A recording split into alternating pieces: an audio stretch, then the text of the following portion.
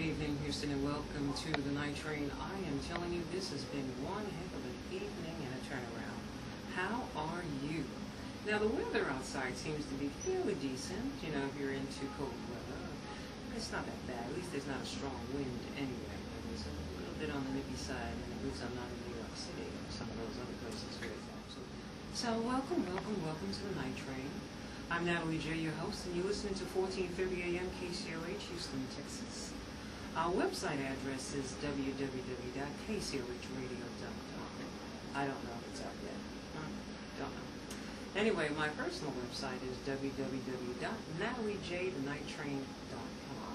And I invite you to go to my website and peruse, tell me your thoughts, and then also send me an email. And whatever suggestions you like to make, I'm also going to repeat your name on the videos. Anyway, some of the people that we were listening to in the beginning of the set, individuals, and as I told you, told a couple of people anyway, that my show is basically classical standards, and then we go into a little more what they're classifying as smooth jazz and Latin jazz and African jazz, and interviews usually between the hours of 9 and 10 o'clock, and then we come back to small music. This evening we have quite a few interesting people that will be appearing here, and I hope that you really, really welcome them and get your pencils and papers ready because they have good information. Definitely. So, we had Corey in that first set, and we also have to have, Corey's a local artist, Corey's too. And we had Charlie Bird, Ella Fitzgerald, and Sarah Vaughan, and quite a lot of people. Dizzy Gillespie, Deodato, and on and on and on. However, in this next hour here, we're going to switch over into a little more Latin type of jazz. And so Paquito de Rivera opened up that particular set, and we'll have Mark Antoine and quite a few others, including Santana. So, the Night Train is Houston's only jazz with an international sound and an East Coast flavor. Alright, we're going to get back to this. We're going to get that coffee, that tea, relax yourself. Let's get into some nice, smooth.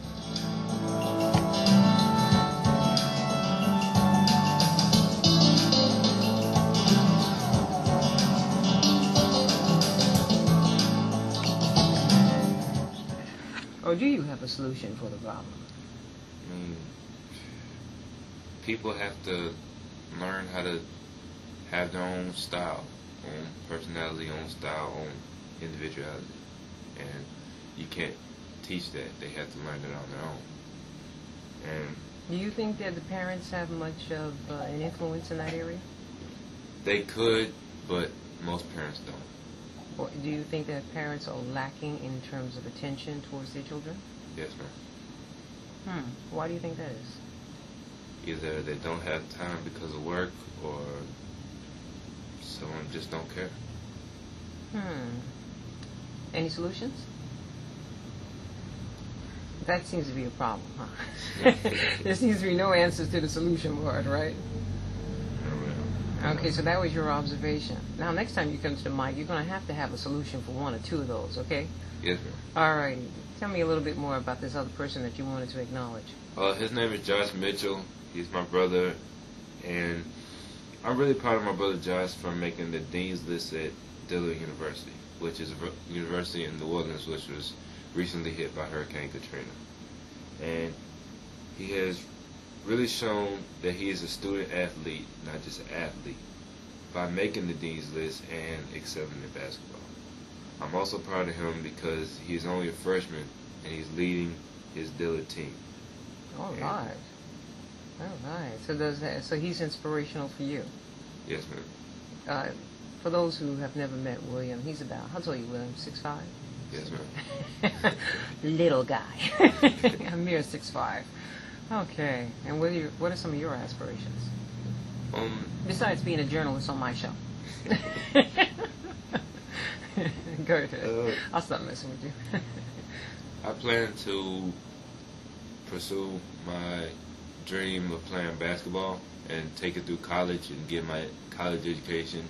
And if I do get drafted into the NBA early, I will go back to college and get my education. I'm planning on either getting it in mathematics or Black history. Okay. All right.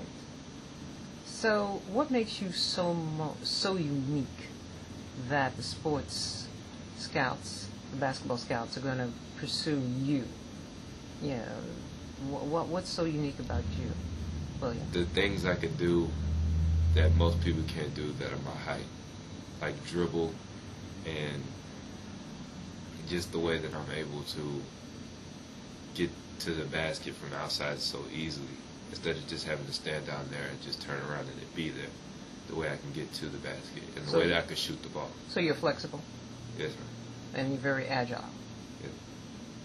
Yes. Okay. And you attribute that to any particular forms of exercising and things like that you're doing? Just regular, dumbbells, push-ups, running outside, going outside, practice, jump shot, dribble, just dedication. Alrighty. So now let's bring that back around to home. Do you think that your mother's influence has been very strong in your life? Yes, ma'am. She's worked hard, and she's always told me to be my own person. She's always taught me that. Yeah. She always made sure I've always been my own person. Compliments to definitely to a very hard-working woman. Anyway, so next time you come to the mic, you're going to have a solution to the problems, right? Yes, ma'am. The only thing that I wanted to add to this is that William also is an honor student. So not only is he 6'5" and athletic, but he's also academics as well. And congratulations to you and your family. Thank you.